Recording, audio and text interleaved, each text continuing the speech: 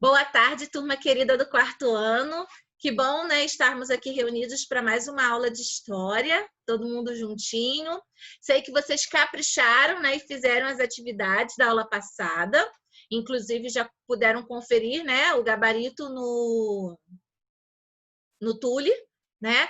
Na aula passada, nós trabalhamos no livro 2, né? Da página 242 até a 247, e nas fichas a gente trabalhou da 127 até a 132. Hoje, né, temos uma aula programada bem bacana para que a gente possa concluir esses conteúdos e, então, inclusive, encerrar o nosso livro 2 e a nossa ficha 2 também, tá? Bom, gente, nós, né, introduzimos os nossos conteúdos sobre mais um grupo de pessoas que tem um papel fundamental na base, né, estrutural, na formação da sociedade brasileira. Nós antes, né, em outras aulas bem passadas, a gente viu, né, sobre a importância e vimos também como foi o trabalho dos indígenas, né, a participação dos indígenas na formação da nossa sociedade. Falamos também sobre os brancos, né, os portugueses e outros europeus, e introduzimos o nosso conhecimento acerca dos africanos, né? Das pessoas que vieram de maneira forçada, né? Nós sabemos bem tudo que girou por trás, né? Passei até um videozinho para vocês, um vídeo extra, para que vocês pudessem tomar conhecimento, né, de como que foi esse processo, a vinda deles para cá. Lá na África existia o comércio de escravos, né? Como se fosse assim um grupo dos próprios negros, né, dos próprios africanos. Eles vendiam, eles comercializavam outras tribos. É como se lá eles fossem divididos em tribos, e aí a tribo mais, digamos assim, com mais poder, comercializava, vendia os escravos, né, os negros africanos de outras tribos, para que então eles fossem explorados nesse processo de colonização e também de conquista de riquezas, né, dos reinos daquela época, que naquela época a gente tinha assim, reinos muito famosos e bem ricos, que eram o reino de Portugal, o reino da Espanha. Eu entrei aqui tudo no Tule, eu não achei minha nota. Tá, vamos fazer o seguinte, você assiste a aula, fica em paz, tranquilo, e a gente busca uma maneira de que você possa saber, tá? Depois da aula, inclusive, a gente pode até falar em particular para eu te dar a instrução, mas agora vamos seguir aqui com a aula, tá bom, filho? Combinado? Pode ser? Hein? Tá bom? Sim. Então tá bom, obrigada. Gente, falamos, né, tudo isso sobre os negros, e aí na página 248, de forma mais específica, a gente vai falar, vai tratar sobre como foi, né, como que foi o dia a dia dos africanos aqui no Brasil, tá? Bem, a gente sabe que o trabalho deles, né, foi um trabalho forçado, né? Nós sabemos que eles foram escravizados em diversas atividades, para diversas finalidades, né? Aqui no Brasil Colônia. Brasil Colônia enquanto ele estava sendo uma colônia de Portugal, ele não tinha sido ainda se tornado independente, né?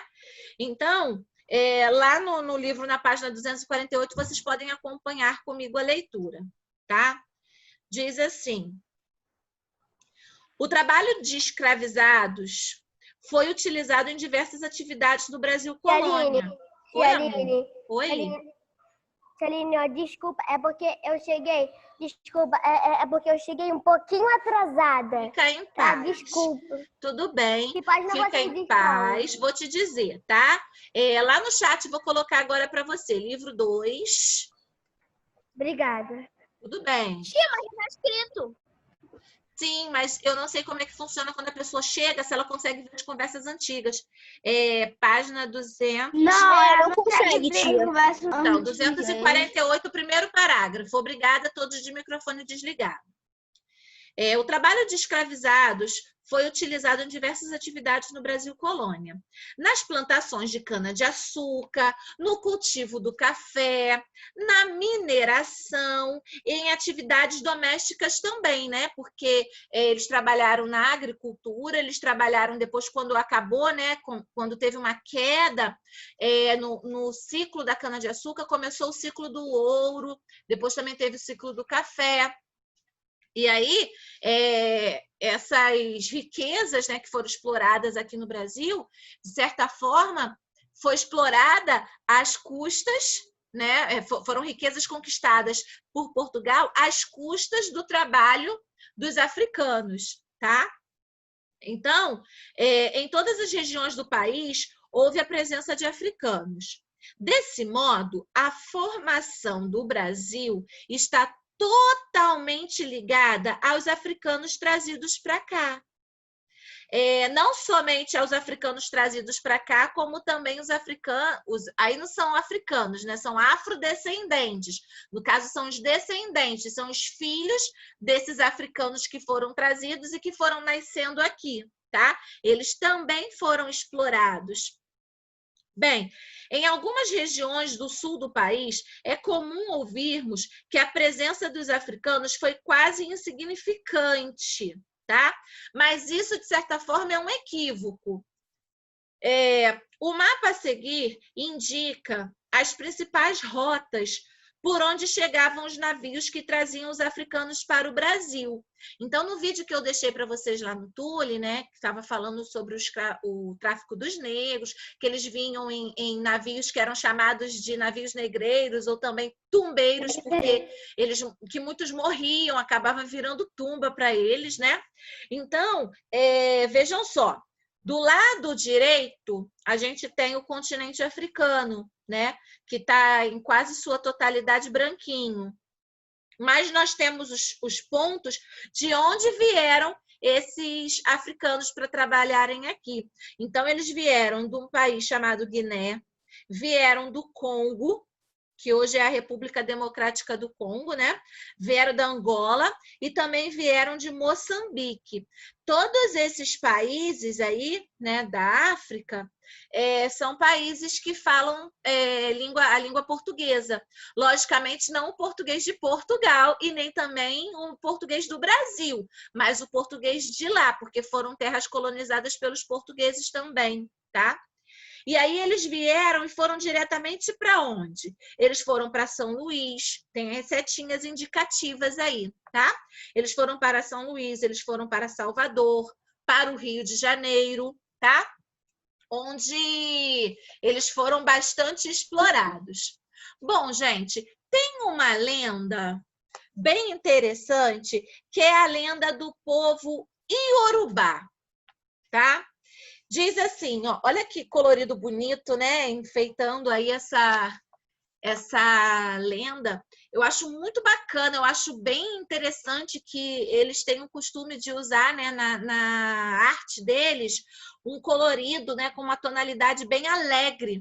E eu admiro muito os africanos e também os afrodescendentes, porque nós sabemos, né, através dos nossos estudos, e pesquisas também, a gente sabe que é um povo de origem muito sofrida, né?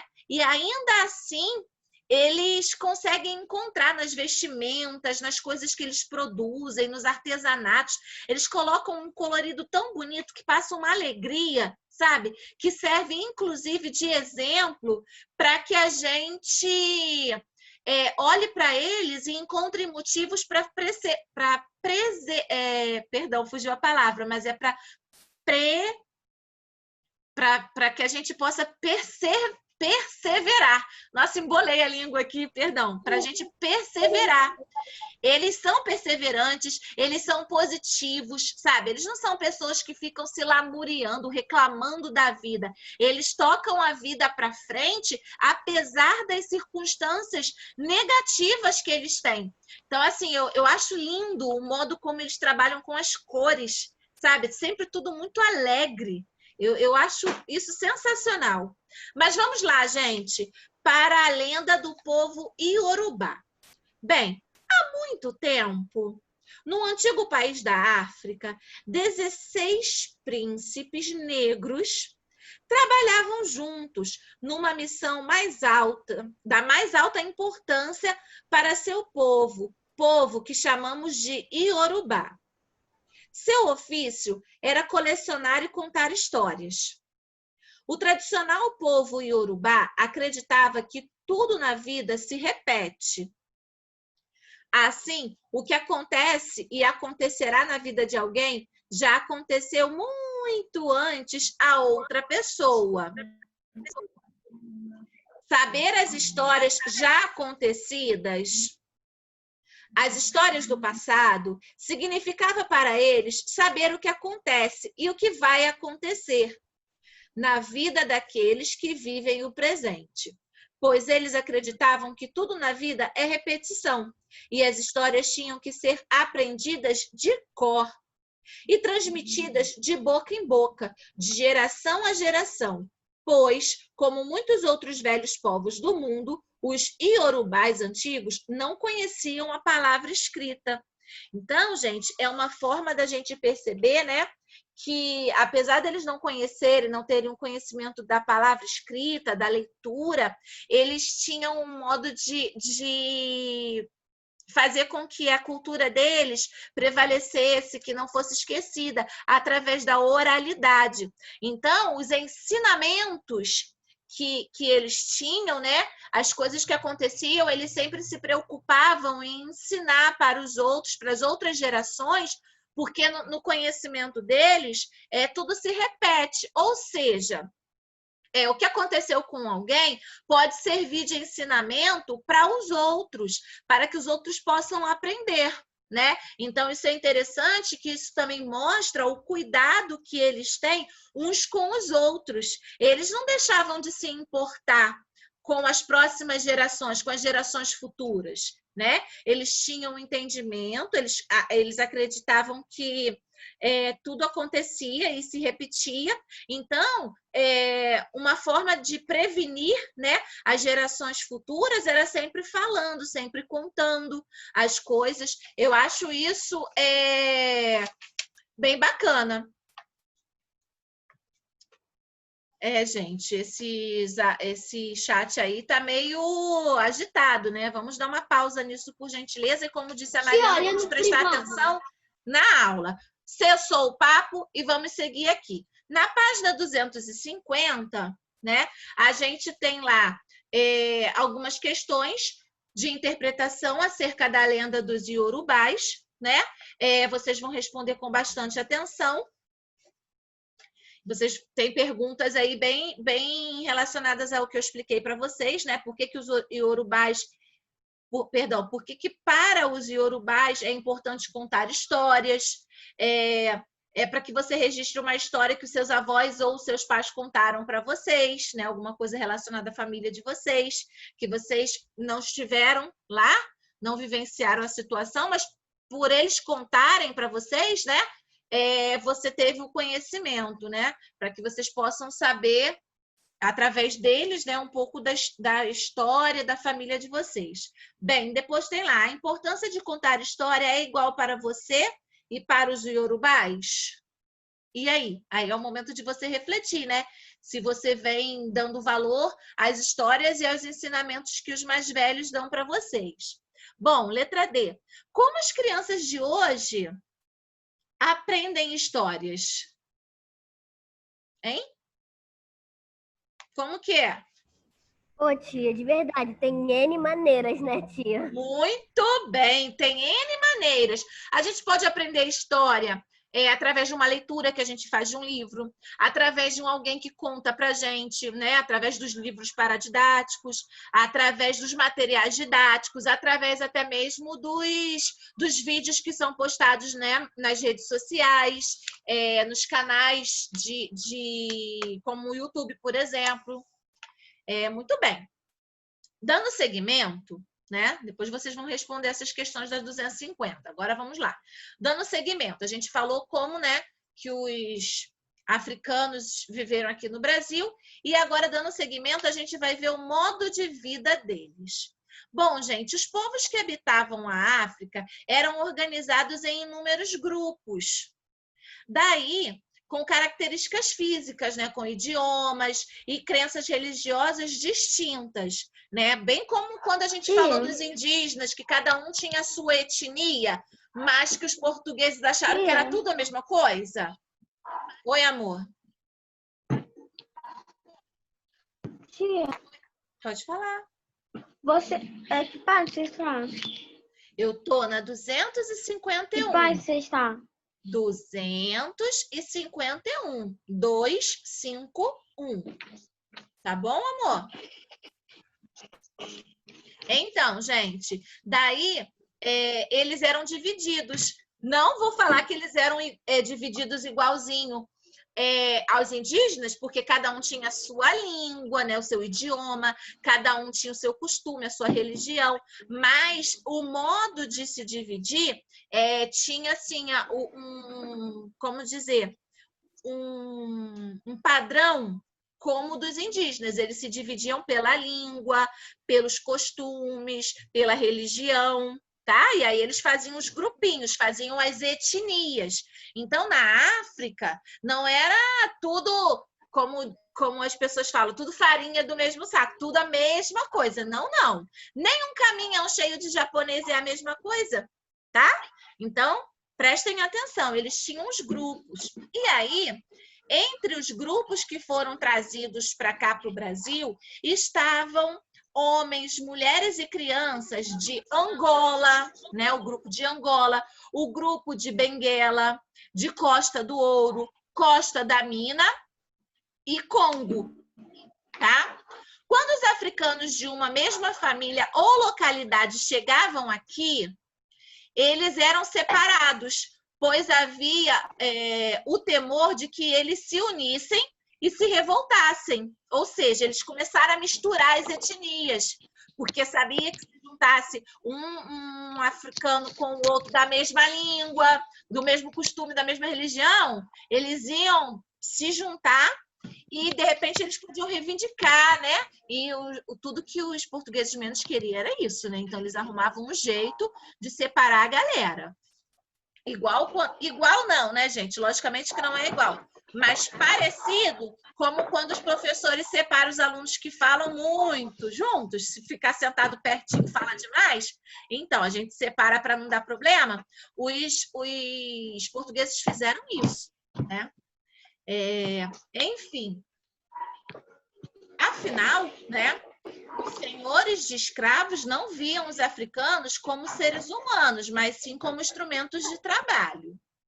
Bom, ao chegarem ao Brasil colônia, os africanos eram batizados e assim ganhavam nomes católicos. Olha só, gente, até a identidade deles, eles acabavam perdendo. Habituados por anos a serem chamados, né, com o nome que os pais deram, ter o sobrenome deles, ter a identidade, a raiz deles. Aí chega e como se fosse um animalzinho que chega na casa da gente, igual quando a Mari ganhou o cãozinho dela, que ela pensou e tal, e deu um nome novo. Isso é um absurdo, né? Já parou para pensar? Quanto deve ser ruim? Quanto deve ter sido revoltante as pessoas viverem nesse tipo de condição? Bom, daí eles recebiam nomes católicos, porque ainda tinham que ser obrigados a seguir a religião que os portugueses queriam, né? Aí tinham um nome como João e José. No Brasil, eles ainda eram identificados pelo local de origem. Por exemplo, Angola. Aí, João da Angola. José Cabinda. Então, assim, conforme o lugar de onde que ele estava vindo, ele ganhava esse sobrenome. Depois de comprados, né, em mercados ou em leilões, porque eles ficavam, gente, na feira, igual quando a gente vai na feira que tem a barraca do pastel, a barraca das frutas, a barraca das carnes. Então eles ficavam em pé, né, presos por umas correntes para eles não fugirem no meio do povo. Então ficava preso numa corrente, a ponta da corrente ficava neles e a outra ponta ficava como se fosse um mastro, um pau, né? E aí eles ficavam lá expostos. Tipo assim, aqui é a mercadoria. Vocês venham aqui, né? Os senhores, donos dos engenhos, que venham aqui olhar o que querem. Tia, Oi, amor. o Fabrício botou no chat que ele tá com dor de cabeça. Ai, cadê ele? Fica calmo, filho. Talvez você esteja ansioso pelas notas. Fica tranquilo. Bebe um pouquinho de água, tá? E já já vai passar. Eu acredito nisso, tá? Do contrário, você conversa com a sua mãe, pede para que ela te dê um medicamento, tá? Não toma nada sozinho, não. Vamos lá. Então, gente, daí eles eram comprados, né? Porque eles ficavam expostos nas feiras ou então em leilões. E eles eram escravizados, né? Destinados para um local de trabalho. Quando os primeiros africanos chegaram aqui, né? Onde são as terras do Brasil, né? Que na época era a colônia de Portugal, eram os engenhos de açúcar que recebiam a maior parte dos escravizados. Tá? Gente. Quem tá com o microfone ligado? Por favor. Ramon. Ramon sempre fez alguma coisa ali. Chega. Sem acusações, eu já resolvi a situação. Obrigada. Então, gente, continuando na página 252. Mesmo com todo esse processo de imigração forçada, venda e imposição do trabalho escravo, os africanos, eles encontravam formas de resistir e de manter os laços afetivos, os hábitos culturais e religiosidade. Foi apoiado nessa dinâmica que os elementos africanos ajudaram a construir o Brasil. Por muito tempo, os mais variados aspectos da cultura africana e dos afro-brasileiros foram entendidos como inferiores ou não desejáveis. Contudo, mesmo com a resistência de assimilar a cultura negra, ela se popularizou no Brasil atual, graças a Deus, né? Então, antes da gente continuar aqui, eu vou contar para vocês uma curiosidade.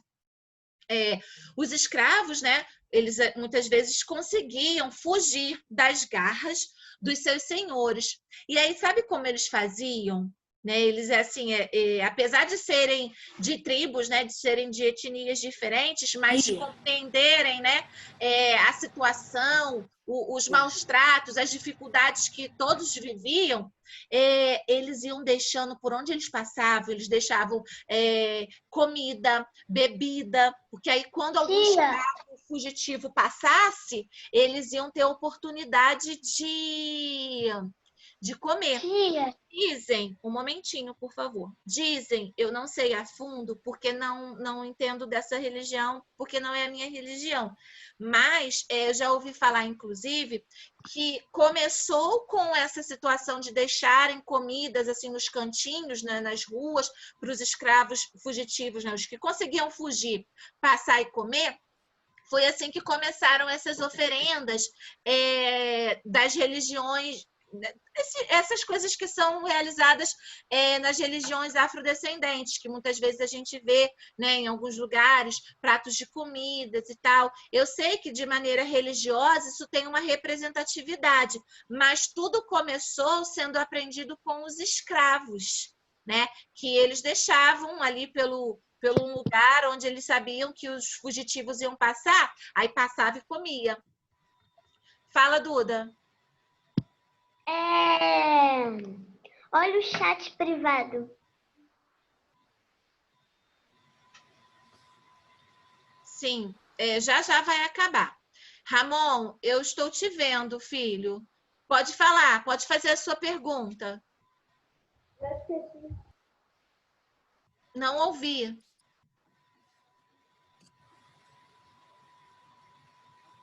Ramon?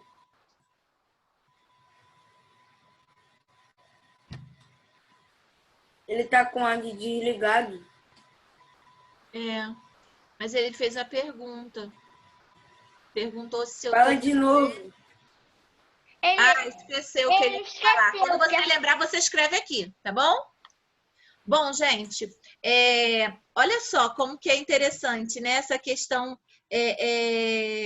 de alguns aspectos, né, que fazem parte, que para muitos que não conhecem e não valorizam a raiz africana, né, que agem de forma preconceituosa, e eu não admiro isso, eles não conseguem compreender, mas existe muito fundamento em tudo que é feito. Nós estamos na página 252, Mariana.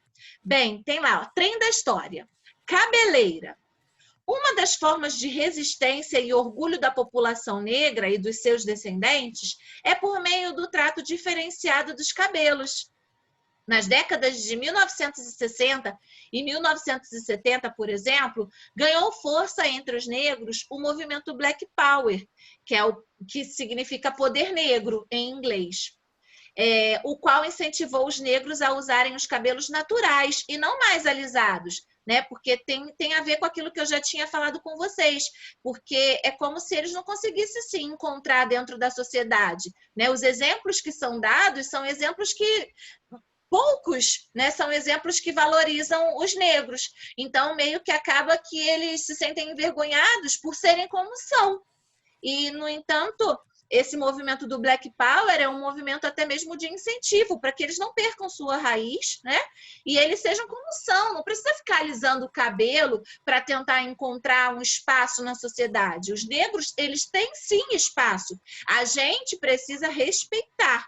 Na verdade, todos têm espaço, não só os negros. Os brancos têm, os negros têm, os indígenas têm, os imigrantes têm, né? Então, a gente precisa respeitar o espaço do outro. Essa é a grande verdade. Bom, você já reparou nas propagandas e nas embalagens de produtos para cabelo? Quando o produto é destinado ao cabelo cacheado ou crespo, diz-se que ele é feito para domar os cabelos rebeldes e com volume. Acho isso tão desnecessário, né? Usadas dessa forma, as propagandas parecem até nos dizer que há algo errado com esse tipo de cabelo, enquanto a gente sabe que não há. É o tipo do cabelo, né? É a química que existe no corpo dos negros que fazem com que acabe sendo o cabelo desse tipo. Assim como falta melanina na gente, que é mais claro, e que quando a gente vai à praia, fica com a pele toda vermelha. Já os negros ficam com uma pele linda, super bronzeada, a minha opinião, tá? Então, assim, cada um com o seu cada um. A gente precisa respeitar a beleza que existe em todos. As tranças, por exemplo, são outra forma de manifestar o orgulho pela história negra. É um processo muito importante ter o seu cabelo trançado, pois isso evoca questões de identidade da comunidade negra. Na África, por exemplo, os cabelos são especiais. O penteado adotado pelas moças informa a todos ao seu redor se elas são casadas, solteiras ou viúvas. Por meio do penteado, é possível saber ainda a religião que a pessoa segue, a qual grupo ou comunidade pertence e qual região mora. Como quando a gente explicou para vocês também que as pinturas, né, as tatuagens, digamos assim, né, que os indígenas fazem, representam também a tribo deles. Então, existe o caso, na África, dos penteados determinarem algumas coisas. Falando em penteado, Cauane, você está linda. Bom, gente, dessa forma, é clara a importância dos cabelos e dos penteados, que carregam em si a própria história da pessoa e da comunidade em que ela vive. Bom, na página 253, nós temos alguns exercícios, né, perguntando aí, então, para a gente as características do trabalho escravizado, as características, né, de quem é um senhor de engenho, né? Tem algumas questões aí de afirmações verdadeira ou falsa que vocês vão precisar ler para, então, marcar. E, por fim, nós temos aí essa página que é aquela, devido à minha parede linda aqui, não está aparecendo, mas é aquela página que vocês marcam, né, conforme vocês receberam o conhecimento, se vocês estão com dúvidas, se estão entendendo, tá? Bom, Duda, você quer fazer alguma pergunta? Eu vi que você colocou várias letras lá no chat. Não. Não? Tá bom. Bom, gente, além dessas atividades da página 248 até 254, a gente também tem as atividades no livro de fichas, da página 133 até a 136, tá? que vocês vão Tia, fazer. você vai botar no grupo as páginas? Oi, amor? Você vai botar no grupo as páginas? Vou colocar. Você pode como falar sempre de novo a coloco. página da ficha? Eu escutei você falar da página 136 até 136. Não, filha, 133 Tia. até 136. É que são palavras parecidas. Tia. Oi, amor. Olha a última coisa que a Dudinha colocou no chat, quando você comentou do coisa da Cauane. Ela falou que tá horrível. Duda, você não falou isso da sua amiga, não, né? Eu não falei da Kawane. Eu sem querer botei. Eu ia botar em outra coisa. Que minha mãe passou uma mensagem.